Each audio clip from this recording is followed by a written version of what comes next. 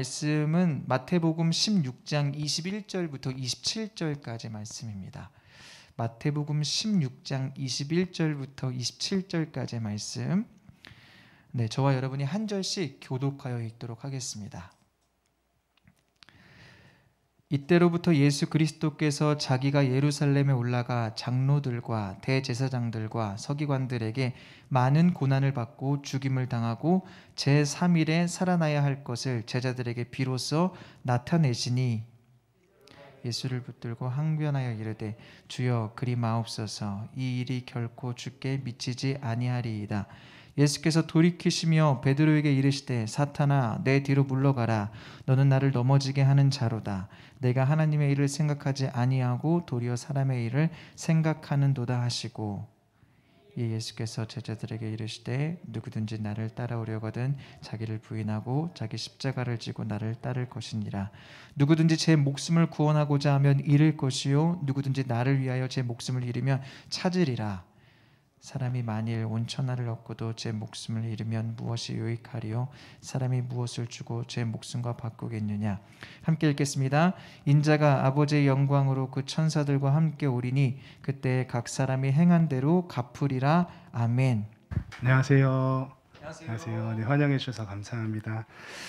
저는 김용석 목사라고 하고요. 좀 아까 목사님께서 소개해 주신 것처럼 대학생 선교단체에서 오랫동안 이제 사역을 했습니다. 그리고 이제 신학을 하면서 이제 선교단체를 나와서 이제 목사 안수를 받고 이제 교회를 개척해서 이제 사역을 하고 있습니다.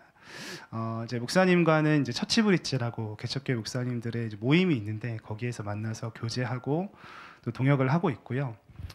이제 같이 이렇게 개척교회의 어려움도 나누고 기도 제목도 나누고 이렇게 하면서 함께 교제하면서 지내고 있습니다. 오늘 함께 예배드려서 너무 감사하고요. 제 찬양 드리고 기도하는데 저 눈물이 나더라고요. 왜인지는 잘 모르겠는데 이렇게 깊이 기도하게 되고 또 하나님을 바라보게 되고 하나님께서 교회를 위해서 기도하는 그런 마음을 저한테도 부어주시더라고요. 그래서 교회에서도 함께 기도하고 그런 시간을 가질 수 있어서 너무 감사합니다. 그리고 특별히 지금 기도하면서 이제 목마름에 대해서 하나님께서 좀 마음을 주신 것 같아요. 우리 안에 있는 영적인 목마름에 대해서 하나님께서 그것을 좀 채우시기를 원하신다 이런 마음을 주시는 것 같았고 그리고 특별히 우리의 목마름이 주님을 만날 때 채워지는데 주님을 만나는 것이 어렵지 않다는 것 그걸 좀 나누기를 원하시는 것이 아닐까 이런 생각을 좀 하면서 저도 함께 찬양을 드리고 기도를 드렸습니다. 하나님을 만나는 것이 어렵지 않다는 것 잘 알고 계시죠? 네, 그렇게 기억하시면서 하나님께 나아가셨으면 좋겠습니다. 하나님을 만나는 것이 어렵지 않은 이유는 예수님 안에서 하나님께서 이미 우리를 받으셨기 때문입니다. 그렇죠? 예수님께서 십자가를 지시고 죽으시고 부활하신 그 사건 안에서 이미 우리를 하나님의 사랑하는 자녀로 받으셨기 때문에 하나님께 나아가는 길이 열려 있고 그분을 만나는 것 우리의 영적인 목마름이 채워지는 것이 쉽다라는 것, 이미 열려 있다라는 것. 우리가 목마르게 살 필요가 없고 언제든지 하나님께 나아가서 우리의 목마름을 해결할 수 있다는 것을 기억하시면서 기쁨으로 그리고 자유함으로 저렇게 목사님 아들인가요? 네, 제 아내한테 막 자유롭게 나와왔는데 저렇게 자유롭게 주님께 나아가서 주님을 만나시는 그렇게 이렇게 목마름을 날마다 해결하시는 생수를 마시는 그러한 삶을 다 사시기를 주님의 이름으로 축원드립니다. 오늘은 오늘의 제자도라는 제목으로 말씀을 나누려고 합니다. 제자도에 대해서 말씀을 나누려고 하는데요. 예수님은 오늘 조금 아까 우리가 함께 읽었던 오늘 본문의 말씀처럼 우리의 신앙이 예수님을 따르는 것이다. 예수님의 제자가 되어서 예수님을 따르는 것이다 라고 그렇게 우리에게 말씀해 주셨습니다. 기독교인이 된다는 것은 기독교 신앙의 교리를 이해하고 기독교의 문화에 참여하는 것에서 멈추는 것이 아니라 예수님이 어떤 분이신지를 알고 그분과 개인적인 관계를 맺고 그분을 따라가는 것까지 가야 하는 것이다라고 그렇게 우리에게 성경은 이야기해 준다라는 것입니다. 하나님의 모략이라는 책이 있는데 이제 유명한 책인데 그 책을 쓰신 분이 달라스 윌라드라는 분이거든요. 근데 그분이 그 책에서 어떤 말씀을 하셨냐면 예수님의 제자가 되는 것과 기독교인이 되는 것은 같은 말이다. 이렇게 이야기를 하셨습니다. 저도 여기에 동의를 하고요. 하나님의 말씀, 성경이 그렇게 우리에게 이야기해주고 있습니다. 그리스도인이 된다는 것과 예수 그리스도를 따라간다는 것은 분리할 수 없는 하나이다라고 그렇게 우리에게 이야기해준다라는 것입니다. 먼저 이 사실을 우리 모두가 분명하게 마음 가운데 새겨놓고 기억했으면 좋겠습니다. 예수님을 따라가는 것과 기독교인이 된다는 것은 결코 분리할 수 없는 것이다. 내가 하나님의 백성이라는 것은 예수 그리스도를 따라가는 것, 세상 끝날까지 예수님을 따라가는 것을 의미한다라는 것을 잘 기억하셨으면 좋겠습니다. 나는 예수님을 믿고 죄사함을 받고 구원을 받기를 원하지만 예수님을 따르고 싶지는 않다라고 말하는 것은 그런 거는 없다라는 것이죠. 이거를 잘 기억하셨으면 좋겠고, 제가 조금 아까 말씀드렸던 달라스 윌라드라는 분은 그런 형식의 생각을 갖고 있는 것을 어떻게 표현을 했냐면 뱀파이어 크리스천이라고 표현을 했습니다. 왜 이렇게 말했는지 이해가 되시죠? 뱀파이어 크리스천, 흡혈귀잖아요. 예수님께서 우리의 죄사함을 위해서, 우리를 죄와 사망의 권세에서 그리고 사단의 권세에서 건져내시기 위해서 피를 흘리셨는데 그 예수님의 보혈이 주는 이익만을 누리려고 하고 예수님을 따라가는 데서 생기는 고난이나 어려움들은 전혀 받지 않으려고 하는 그러한 태도를 가진 크리스천들을 향해서 뱀파이어 크리스천이라고 불렀던 것이죠. 잘못된 신앙의 형태를 지적하기 위해서 조금은 거친 표현을 썼던 것 같습니다. 어쨌든 우리도 이런 이야기도 좀 기억하면서 예수님을 믿는다는 것은 곧 예수 그리스도를 따라가는 것이다 라는 것을 기억하면서 신앙생활을 했으면 좋겠습니다. 실제로 오늘날의 많은 사람들이 그저 자기 유익을 위해서 신앙생활을 하고 있는 것처럼 보입니다. 많은 사람들이 오늘날의 그리스도인들이 진정으로 예수님을 따르고 있는 것이라면 적어도 지금보다는 기독교의 모습이 훨씬 더 거룩하고 성숙했을 것이기 때문에 그렇습니다. 마음 아픈 말이기도 하고 그리고 비판적으로, 제가 이제 여러분들 처음 뵙는데 비판적인 사람으로 보이고 싶지가 않거든요. 그럼에도 불구하고 비판적으로 보일 수도 있는 말이지만 오늘날의 현실 때문에, 오늘날의 뼈아픈 현실 때문에 이야기하지 않을 수 없는 그런 이야기라는 생각이 듭니다. 교회는 현재 미성숙이라는 위기 가운데 있습니다. 그리고 미성숙으로부터 성숙함으로 회복되어야 하는 그런 상황 가운데 놓여 있다라는 것입니다. 예수님을 따르는 것이 신앙인데, 예수님을 따라가는 것이 기독교 신앙인데, 예수님을 따라가는 것이 아니라 내가 길을 정하고 예수님한테 따라오라고 하는 그러한 신앙의 형태가 오늘날 너무나 만연해 있다라는 것입니다. 이러한 신앙의 형태는 평소에는 사실 가려져 있어요. 동기가 그 동기잖아요. 왜 예수님을 따르는지, 이것이 동기인데 평소에는 그 동기가 가려져 있습니다.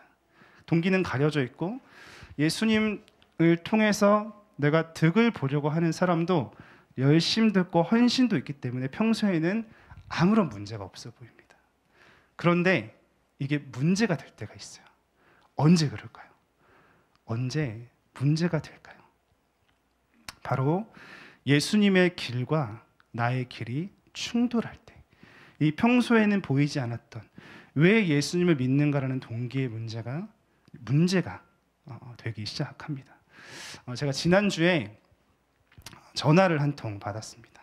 처음에는 뭐 1566인가 1544인가 이렇게 전화가 와가지고 무슨 광고 전화인가 보다 그래가지고 그냥 안 받고 끊었어요.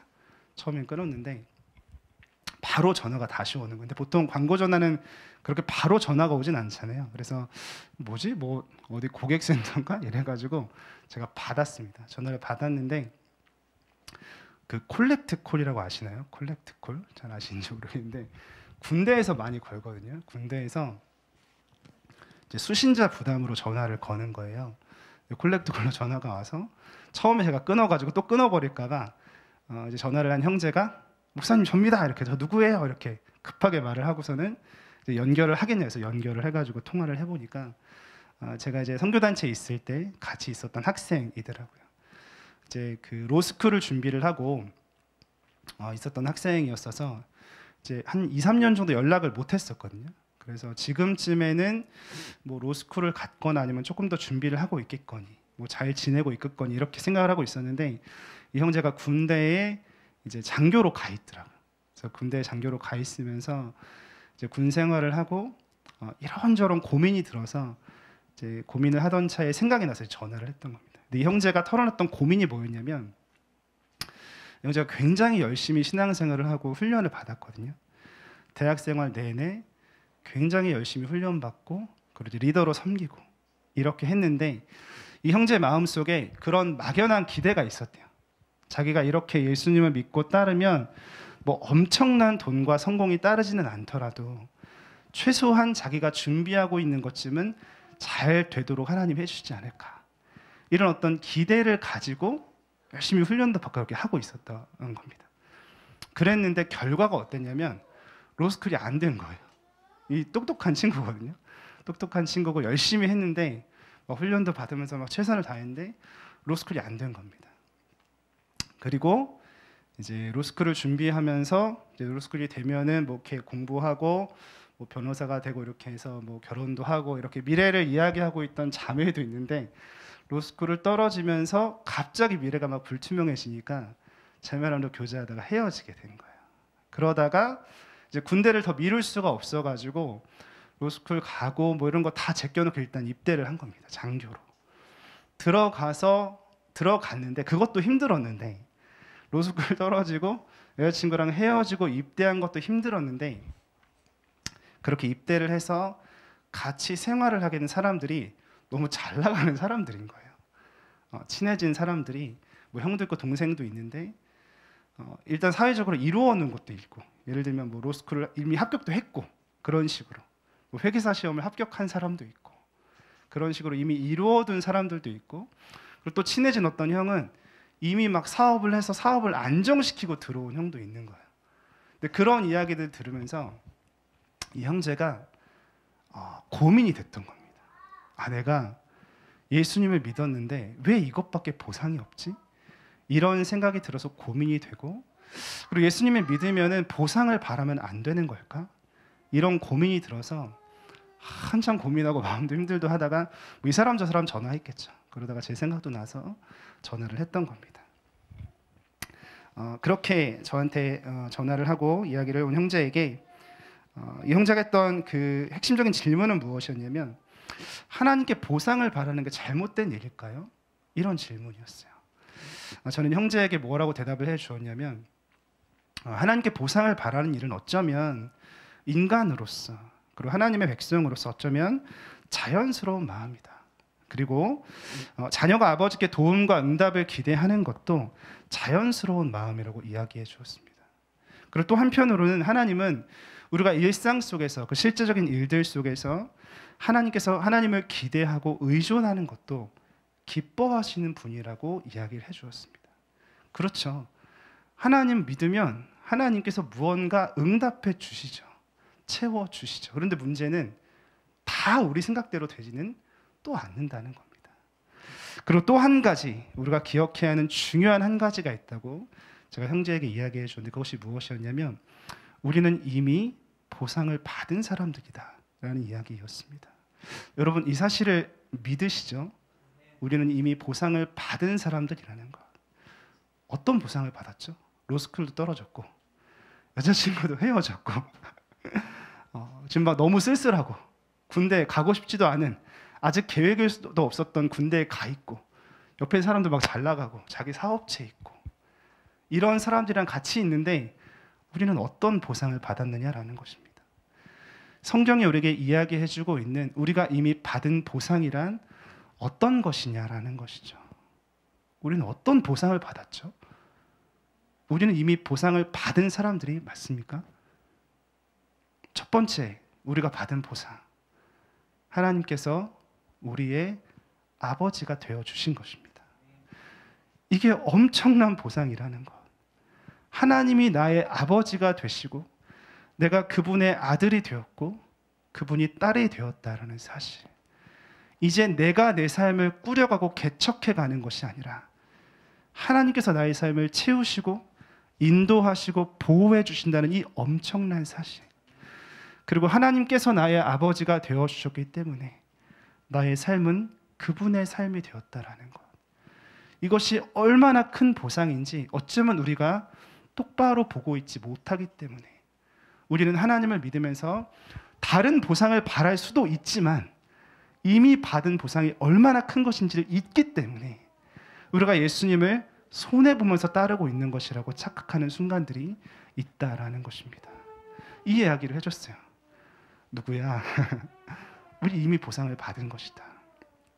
이걸 기억해야 된다. 이런 이야기를 나눴고요. 우리가 받은 또 한 가지의 보상은 무엇이죠? 우리가 받은 또 한 가지의 보상, 영원하고 완전한 안식과 승리. 영원하고 완전한 안식과 승리, 죄 사함, 다시 오실 주님의 나라에서 영원히 하나님과 함께 거하게 될 것이라는 것, 이 약속, 이 보상을 이미 우리는 받은 사람들이다라는 것입니다. 하나님께 이후의 삶을 살아가면서 또 다른 응답, 또 다른 하나님의 역사하심을 바랄 수 있어요. 기대가 있죠. 우리한테는 바라는 마음이 있죠. 그것을 일부러 막 아닌 척할 필요는 없습니다. 그러나 이미 하나님께서 예수 그리스도 안에서 내게 주신 것이 무엇인지 그것을 기억할 때, 때로는 내가 바라는 대로 되지 않을지라도 우리가 예수님을 흔들림 없이 따라갈 수 있게 된다라는 것입니다. 형제는 그 상황 속에서 자기를 약간 자책하고 있었어요. 내가 이제 와서 그렇게 헌신해 놓고 왜 이제 와서 내가 이렇게 예수님을 믿는지 그 동기에 대해서 고민하는지 저 자신이 참 이상하게 느껴집니다. 저한테 그렇게 이야기를 하는 거예요. 근데 저는 그거 아니라 그랬어요. 그거 이상한 거 아니다. 오히려 그 고민이 너무 좋다. 너도 참 좋다. 네, 목사님 아들이 참 이렇게 활달하고 예쁘고 좋네요. 이따가 놀고 싶네요. 네, 그 형제는 이제 와서 이런 고민을 하는 것이 좀 이렇게 내가 이상한 그리스도인이 아닌가 이렇게 생각이 든다고 했지만 사실은 굉장히 건강한 고민이죠. 그리고 어떤 면에서는 많은 사람들은 이 고민을 하지 않고 그냥 지나가 버리는 고민이기도 합니다. 그냥 예수님 믿으면 이렇게 잘 되겠지? 그러니까 난 예수님 믿을 거야 라고 그렇게 생각하고 신앙생활하는 사람이 많은데, 그게 아니라 나는 내가 원하는 대로 되지 않을지라도 예수님을 믿을 것인지에 대해서 멈추어서 생각해 본 그 고민이 귀하다라고 이야기를 해 주었습니다. 사랑하는 여러분, 나는 왜 예수님을 믿는가? 라는 이 질문은요, 그리스도인으로 살아가면서 꼭 한 번쯤은 우리가 부딪혀야 하고 멈추어서 생각해 보아야 할 고민입니다. 주님은요, 이 고민을 소중히 여기세요. 왜 그러냐면 우리와 주님과의 관계가 진실해지기를 원하시거든요. 다른 무엇 때문이 아니라, 또 다른 어떤 인간적이고 세상적인 보상 때문이 아니라 예수님 그분 때문에 주님을 따르는 것, 그저 하나님을 믿고 주님을 사랑하는 것, 주님은 그렇게 참다운 관계를 맺기를 원하시기 때문에 우리가 한 번쯤은 이 고민에 머물러서 생각하는 것을 귀하게 여기시고 우리가 이 고민을 통과해서 진정한 제자로서 그분을 따르는 사람들이 되기를 기대하신다라는 것입니다. 이 형제는 자꾸 모르는데 허락도 안 받고 제가 막 말하는 건데 뭐 볼 일은 없으니까 이 친구가 군대에 있고 뭐 어쨌든 이 형제는 그 상황 속에서 자신의 신앙의 동기를 고민하게 됐어요. 자기의 길, 로스쿨, 이렇게 결혼, 주님을 믿으면 이렇게 될 거야. 이 길과 주님의 길, 뭐 모르겠어요. 하나님 어떻게 이 형제를 인도해 가실지 모르지만 이 형제는 그 상황 속에서 자신의 길과 예수님의 길이 충돌한 것을 느낀 겁니다. 그리고 오늘의 본문에서도, 오늘의 본문에 나오는 베드로도 자신의 길과 예수님의 길이 충돌하는 경험을 하고 있는 것을 볼 수가 있습니다. 오늘 본문의 21절로 한번 가보실까요? 21절부터 23절의 말씀입니다. 마태복음 16장 21절에서 23절의 말씀입니다. 제가 한번 읽겠습니다.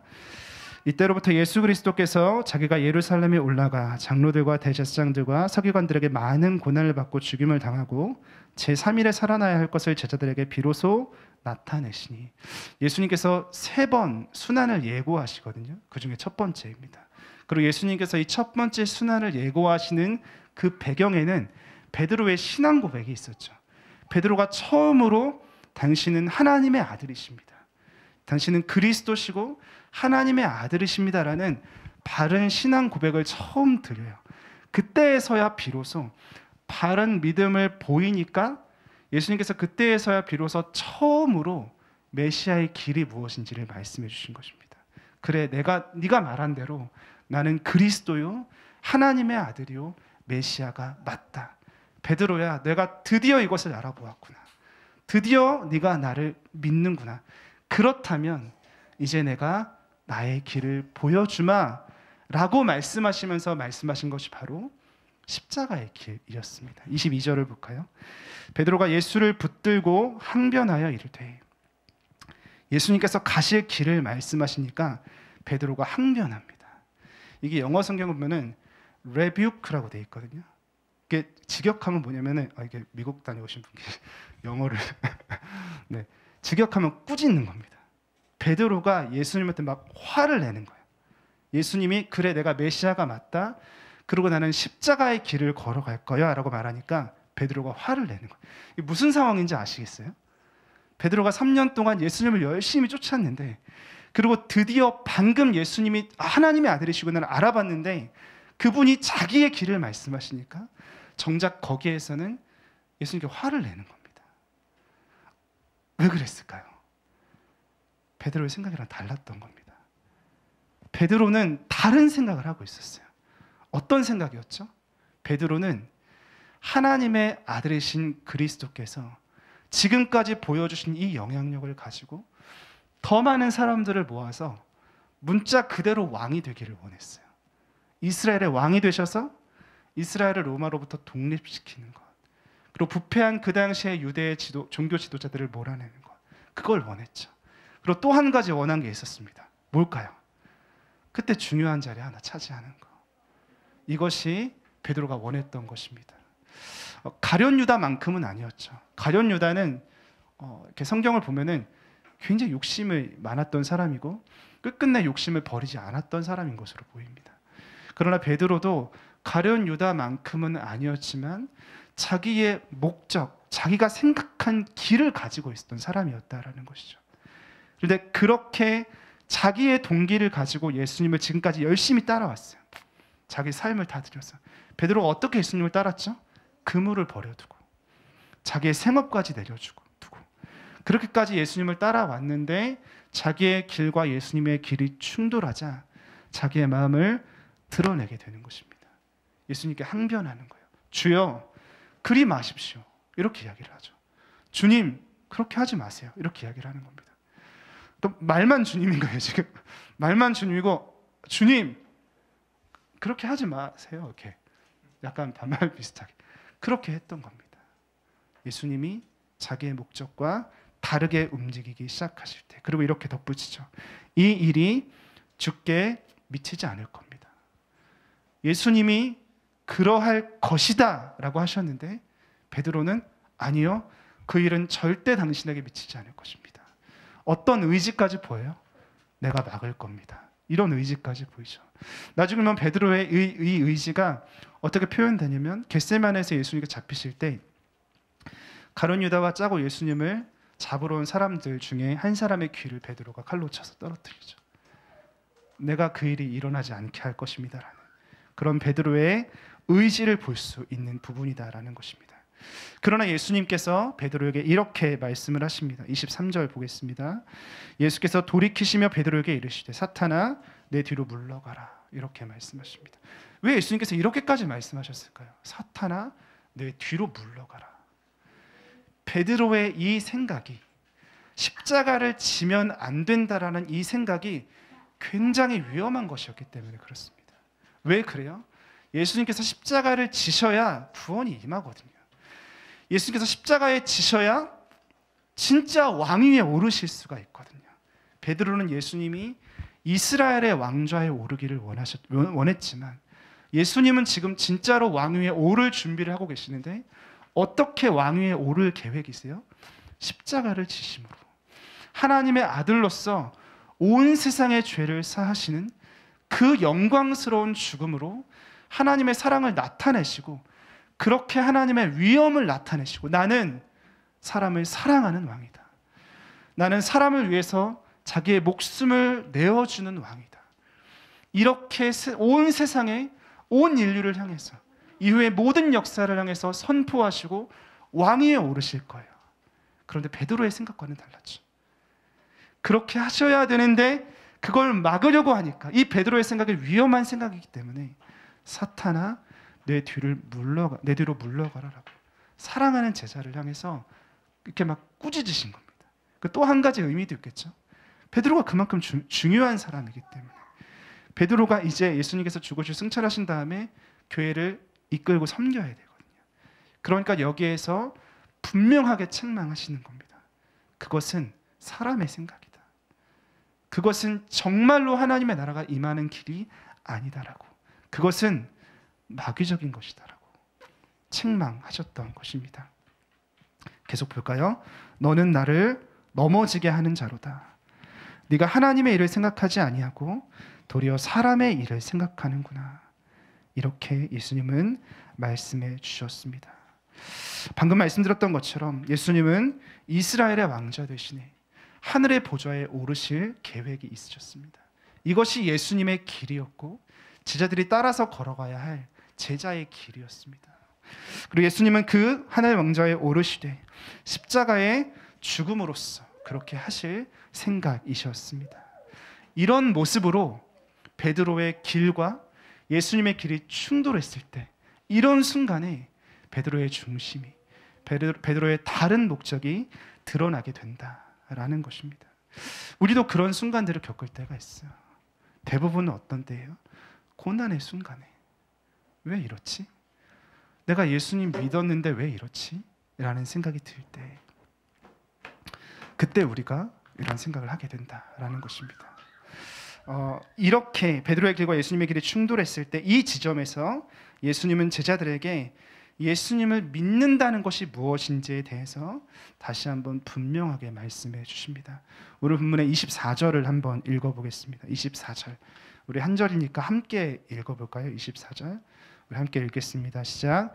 이에 예수께서 제자들에게 이르시되 누구든지 나를 따라오려거든 자기를 부인하고 자기 십자가를 지고 나를 따를 것이니라.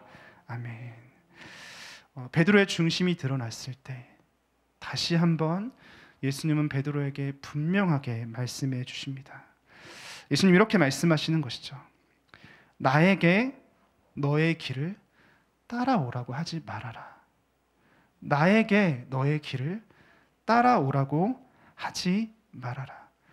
내가 주이고 네가 나를 따라오는 것이다라고 이렇게 다시 한번 분명하게 말씀해 주신다라는 것입니다. 너의 계획과 소원으로 만들어 놓은 길로 나를 끌고 가려고 하지 말고 내가 내놓은 길로 네가 걸어 들어와라라고 예수님께서 그렇게 우리에게 말씀하신다라는 것입니다. 사랑하는 여러분, 기독교인으로 살아간다는 것은 이런 것입니다. 우리가 주님을 따라가는 거예요. 우리가 주님을 따라가는 것입니다. 그러면 우리 소원은 어떻게 되냐? 우리가 기도하고 있는 우리의 기도 제목들은 어떻게 되냐? 어떻게 될까요? 하나님 관심이 있으실까요? 관심이 있으시죠. 응답도 하십니다. 채워주시고요. 그러나 우리가 기억해야 하는 한 가지, 우리가 주님을 따라가는 것이고 그리고 우리가 주님을 따라갈 때 모든 것이 내가 원하는 모양대로만 되지는 않을 것이다라는 것입니다.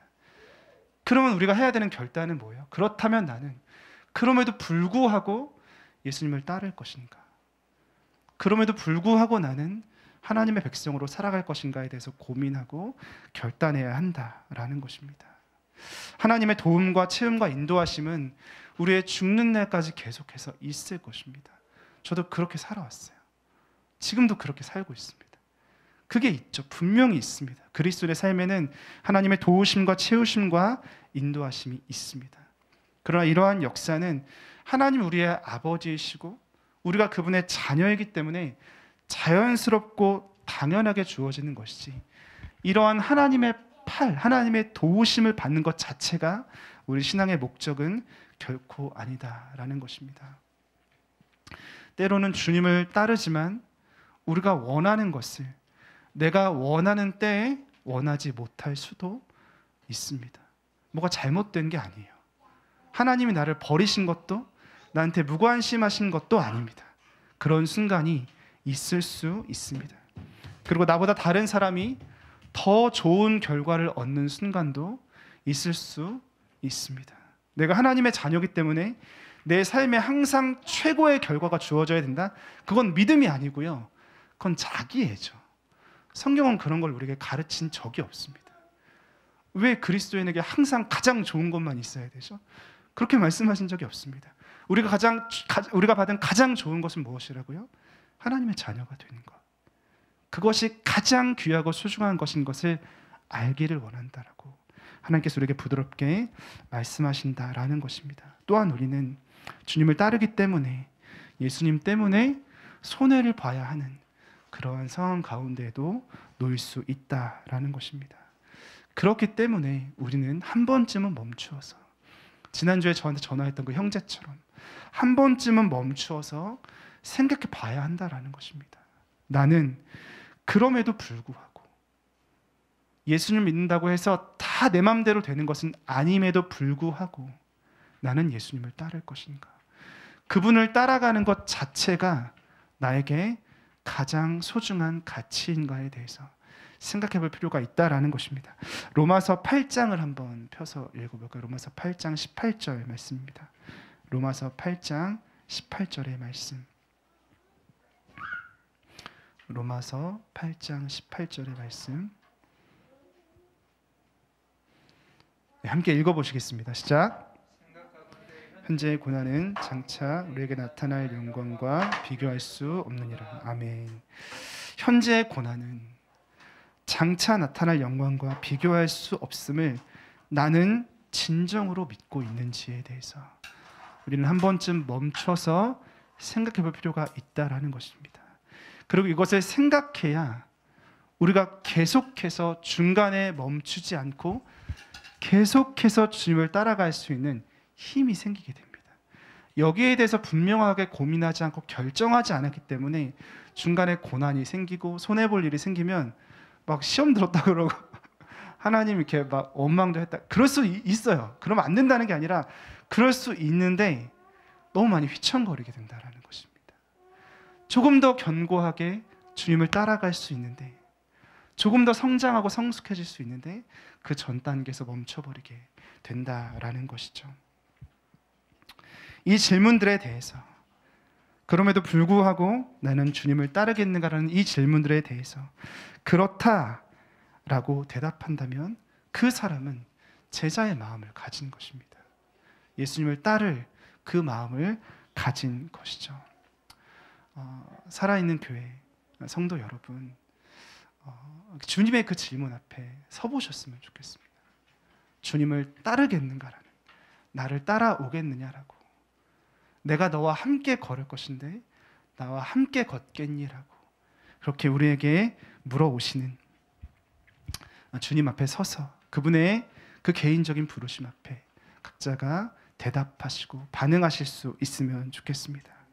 이어서 예수님의 제자로 우리가 살기를 소망하고 결단한다면, 이어서 우리가 생각해 보아야 하는 주제는, 그렇다면 예수님께서 걸으셨던 걸음은 어떤 길이었는가에 관한 것입니다. 그렇죠. 우리가 지금 제자도에 대해서 이야기를 하고 있는데, 제자도는 결국 예수님의 가신 길을 따라가는 거잖아요. 그러니까 우리가 제자도에 합당하게 살아가려면 예수님이 어떻게 사셨는지를 보면 되는 것입니다. 오늘 세 가지로 큰 주제를 말씀을 드리려고 하는데요. 저는 오늘 이렇게 뭉뚱그려서 크게 세 가지를 말씀을 드리는 거고, 개인적으로 복음서를 이렇게 읽으시면서 예수님께서 어떻게 하셨지를 생각해 보셨으면 좋겠습니다. 그리고 특별히 중요한 거, 그렇게 하실 때 여기 보시면 일상에서 세워가는 하나님 나라. 이게 교회 표어인가요, 목사님? 일상에서 세워가는 하나님의 나라잖아요.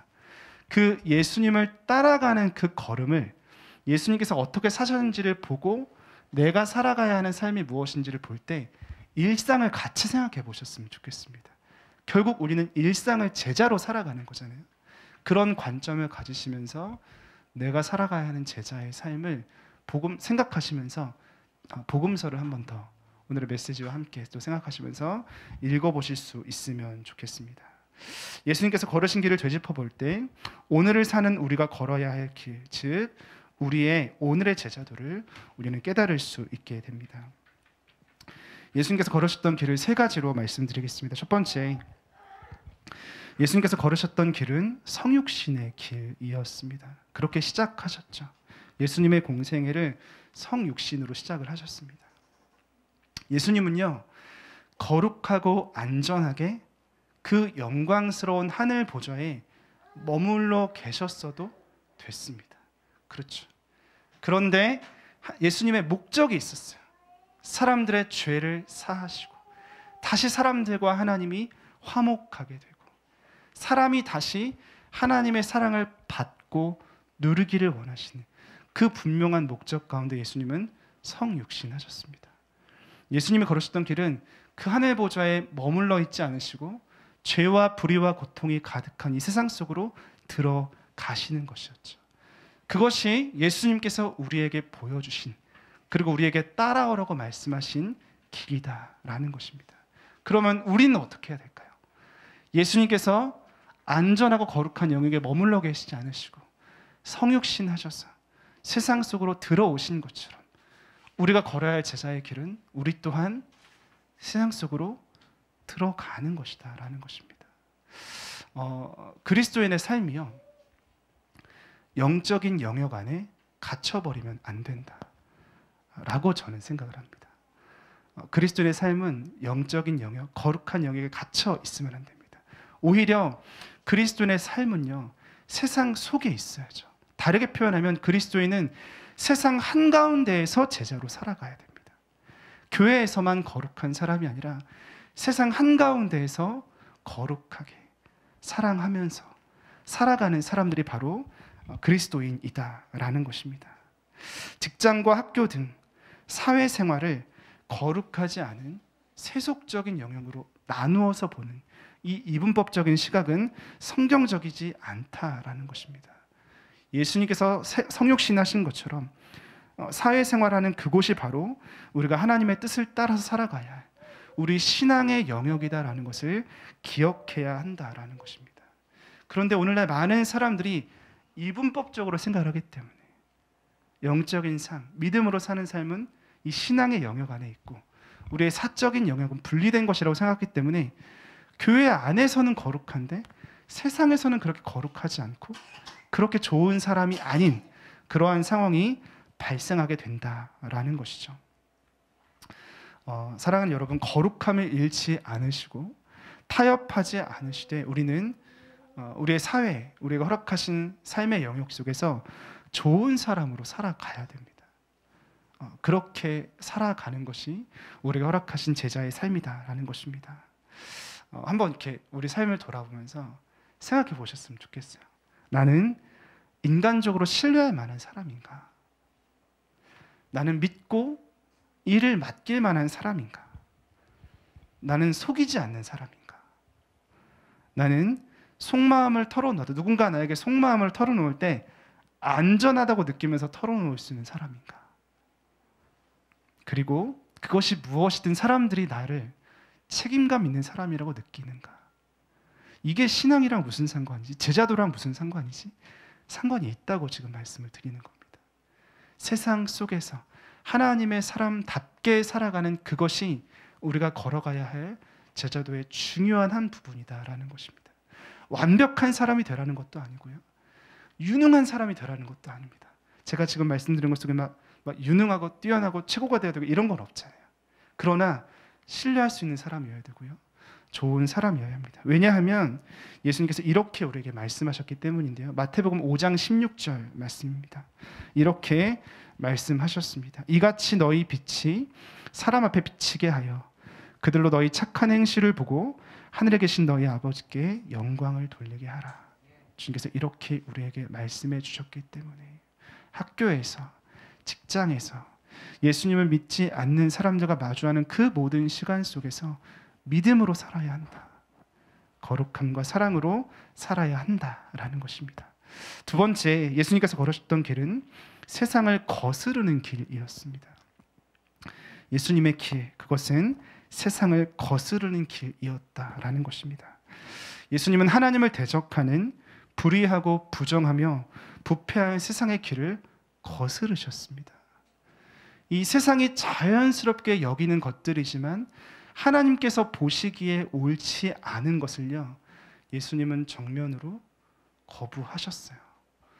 그 단적인 이야기들이 성경에 나오죠. 예수님이 바리새인들이랑 그래서 충돌하시는 겁니다.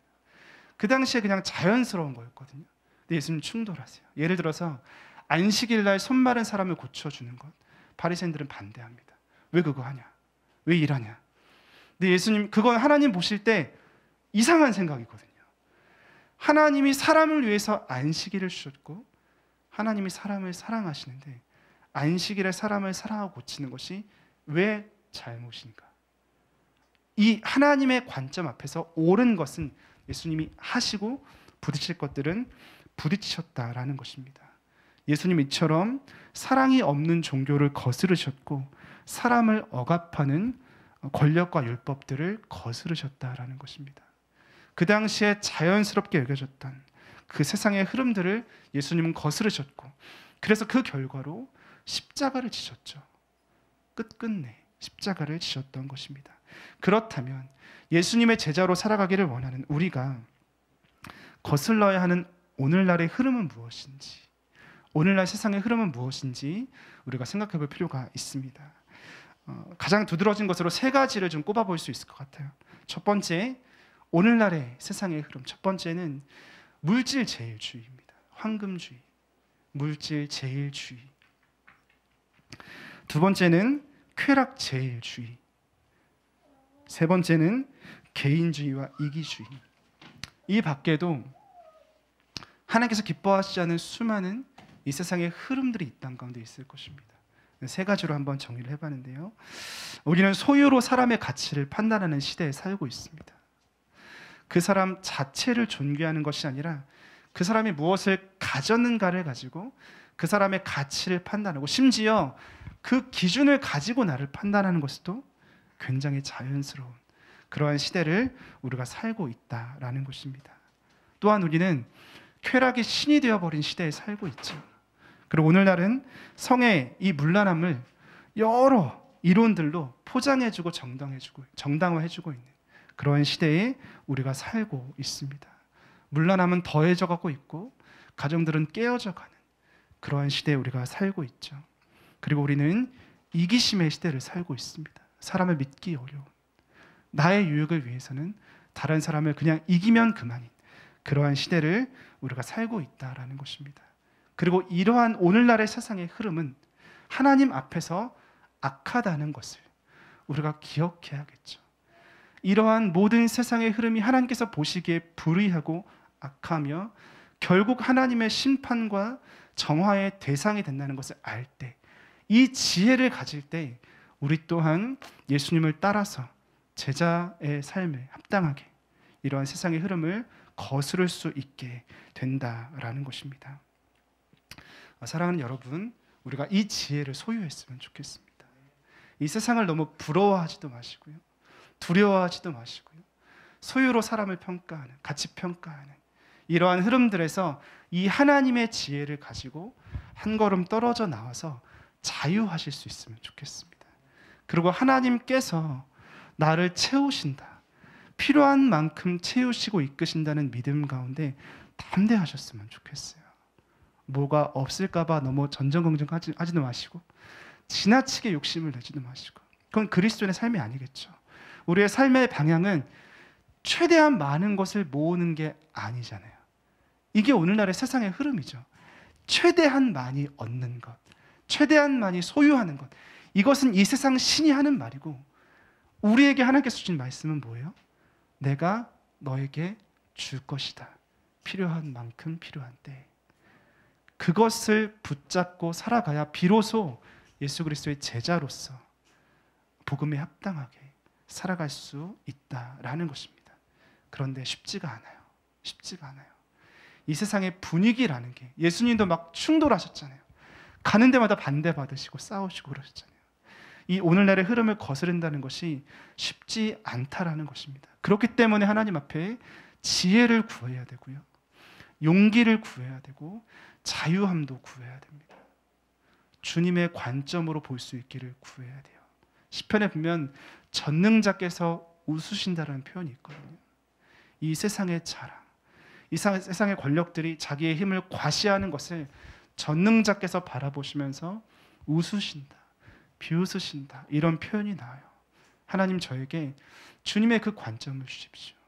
내가 그래서 이 세상을 사랑하거나 이 세상을 두려워하는 마음 없이 하나님을 믿고 나의 공급이 하나님께로부터 오는 것을 믿고 하나님과 함께 걸을 수 있도록 이 지혜와 담대함과 자유함을 가지고 예수님을 따라갈 수 있게 도와주십시오라고 그렇게 우리가 기도해야 한다라는 것입니다. 마태복음 6장 24절 말씀 한번 읽어볼까요? 같이 마태복음 6장 24절 말씀입니다. 읽겠습니다. 시작. 한 사람이 두 주인을 섬기지 못할 것이니 혹이를 미워하고 저를 사랑하거나 혹이를 중히 여기고 저를 경히 여김이라. 너희가 하나님과 재물을 겸하여 섬기지 못하느니라. 아멘. 이렇게 우리에게 말씀해 주셨습니다. 우리 마음을 돌아볼 수 있으면 좋겠어요. 나는 하나님을 섬기고 있는 것이 맞는지 우리의 마음을 살피고 주님께 다시 한번 우리의 마음을 드릴 수 있으면 좋겠습니다. 세 번째 예수님께서 걸으셨던 길은요, 사랑과 고난의 길이었습니다. 예수님의 목적은 분명했죠. 사람들의 죄사함을 받는 것, 그리고 사람들에게 하나님의 사랑을 나타내는 것이었습니다. 그리고 예수님은 이 목적을 성취하기 위해서 고난받는 것도 감당하시고 십자가의 희생을 감당하시는 것도 감수하시면서 그 길을 걸어가셨습니다. 분명한 목적과 그에 따른 희생이 있는 것이 바로 예수님의 길이었고 우리가 따라가야 할 제자의 길이다라는 것입니다. 우리도 이 목적을 가지고 살아가야 돼요. 어떤 목적이요? 사람들이 하나님을 아는 것, 그리고 그분이 좋은 분인 것을 아는 것. 그렇기 때문에 예수님께서 당하신 그 희생과 같은 희생을 우리도 때로는 당할 수 있는 것, 그것이 우리가 걸어야 할 제자의 길이다라는 것입니다. 세상을 살다 보면 억울한 일을 당할 때가 있죠. 분한 일을 당할 때도 있고. 그런데 우리가 더 분할 때가 있어요.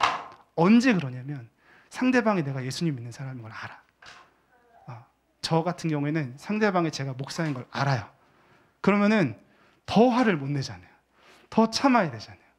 내가 하나님이 사랑이신 걸 이 사람이 알아야 되는데 내가 막 맞대어서 싸우고 욕하면 이 사람이 하나님을 오해할까 봐 그러지 못하는 순간에 우리가 더 답답할 때도 있잖아요. 그런 순간들이 있다는 것입니다. 그러나 그러한 순간에 참고 용서하고 져주고 봐주는 것, 그것이 예수님께서 걸으신 길과 다르지 않다라는 것입니다. 예수님께서 우리에게 자기를 부인하고 자기 십자가를 지고 예수님을 따르라고 했을 때 이러한 삶의 구체적인 모습들을 포함한 것이다라는 사실을 우리가 기억하면서 주님과 함께 걸어야 한다라는 것입니다. 이렇게 우리를 갈등하게 하는 상황들, 우리를 불편하게 하는 상황들을 만났을 때 우리는 예수님을 따르는 것이 손해로 여겨지기도 하죠. 내가 예수님 믿기 때문에 이런 것도 못하고 이런 것도 참아야 되고 이런 순간들이 있다라는 것입니다. 그러나 그러한 순간에 내가 하나님의 살아계심과 사랑을 드러내는 것에 목적을 두고 제자로서 손해도 좀 보고 져주기도 했을 때 그것이 바로 제자의 길이고 그 상황 속에서 하나님께서 기뻐하시고 또한 그 사람 가운데 역사하신다는 것을 기억하시면서 우리가 기쁘게 그렇게 제자의 삶을 살아갈 수 있으면 좋겠습니다. 이제 중요한 것 한 가지를 말씀드리고 오늘의 말씀을 맺도록 하겠습니다. 제가 오늘 제자도에 대해서 말씀을 드렸는데요. 이렇게 제자도에 대해서 말씀을 드릴 때 가장 조심스럽고 경계하게 되는 부분은 이 제자의 삶이 또 하나의 율법이 되어버리는 거예요. 내가 사랑해야 되고 소유에서 자유로워야 되고 사랑해야 되고 희생해야 되고 세상을 거슬러야 된다는 것이 또 하나의 율법이 되어서 그 율법에 내가 막 이렇게 얽매이기도 하고요. 나 자신을 막 정죄하기도 하고 때로는 막 다른 사람을 판단하기도 하고 그건 제자답게 사는 게 아닌 것 같은데 이렇게 이야기를 하게 되기도 하고 심한 경우에는 이렇게 해서 제자로 안 살면 제자가 안 되는 거는 기독교인이 아니라 그랬으니까 그럼 나는 예수님을 안 믿는 건가? 천국에 못 가나? 이렇게까지만 생각이 가기도 한다라는 것이죠. 그렇게 생각하지 않도록 우리가 좀 생각을 좀 균형을 잘 잡을 필요가 있다라는 것입니다. 제자도가 방금 제가 말씀드린 것처럼 이런 식으로 율법으로 또 하나의 율법으로 오해되지 않기 위해서 우리가 기억해야 하는 한 가지가 있는데 그것은 무엇이냐면 제자도라는 것은 아까 말씀드린 것처럼 예수님께서 가신 길을 따라가는 거예요. 이 말은 무엇을 의미하냐면 예수님께서 앞서 가셨다라는 겁니다. 어떻게 살아야 하는지를 앞서서 걸어가시고 그 다음에 어떻게 하신 거예요?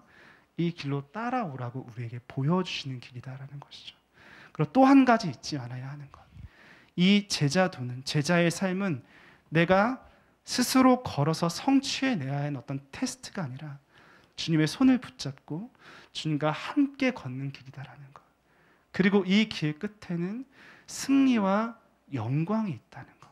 정리하면 승리와 영광의 길을 지는 것처럼 보이고 손해보는 것처럼 보이지만 예수님의 십자가가 그러했듯이 주님과 함께 주님의 방법으로 걸으면 승리와 영광에 이르게 되는 길이 바로 제자의 길이다. 제자도이다라는 것을 우리가 함께 기억해야 한다라는 것입니다. 오늘 본문의 27절 말씀을 함께 읽도록 하겠습니다. 마태복음 16장 27절의 말씀입니다. 주님과 함께 주님의 방법으로 이 제자의 길을 걸으면 주님께서 약속하신 그 승리와 영광이 우리에게 있을 것이다 라는 말씀을 예수님께서 이렇게 우리에게 전해 주셨습니다. 우리 한 목소리로 한번 크게 읽어볼까요? 시작. 인자가 아버지의 영광으로 그 천사들과 함께 오리니 그때 각 사람이 행한 대로 갚으리라. 아멘. 예수님께서 아버지의 영광으로 그 천사들과 함께 오실 것입니다. 그리고 그때 제자로서 살아간 우리의 모든 행한 대로 주님께서 갚아주실 것입니다. 지는 것처럼 보이고 고난처럼 보이지만 주님을 따라갔을 때 결국 완전한 승리와 영광이 우리에게 주어지는 것을 우리가 함께 경험하게 될 것입니다. 그러므로 사랑하는 여러분, 제자로 사시기를 바랍니다. 믿음으로 어떤 일이 있을지라도 세상 끝날까지 주님을 신뢰하면서 주님을 따라가시기를 바랍니다. 우리 함께 기도하는 시간 갖도록 하겠습니다.